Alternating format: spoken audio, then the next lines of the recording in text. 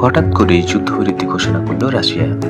কিন্তু এর পিছনে কি সত্যিই শান্তির বার্তা আছে, নাকি বড় কোনো সামরিক পরিকল্পনা?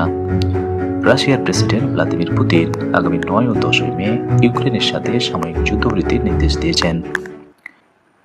এই সময়টিতে মস্কোতে পালিত হবে রাশিয়ার বিখ্যাত ভিক্টোরি ডে, যা দ্বিতীয় বিশ্বযুদ্ধে নাৎসি জার্মানির বিরুদ্ধে সোভিয়েত বিজয়ের স্মরণে আয়োজন করা হয়।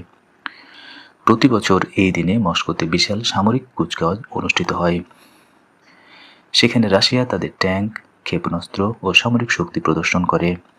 তবে এবার পরিস্থিতি অনেক বেশি উত্তেজনাপূর্ণ। মস্কো স্পষ্ট হুঁশিয়ারি দিয়েছে, যদি ইউক্রেন এই যুদ্ধবিরতি লঙ্ঘন করে তাহলে রাশিয়া উপযুক্ত জবাব দেবে।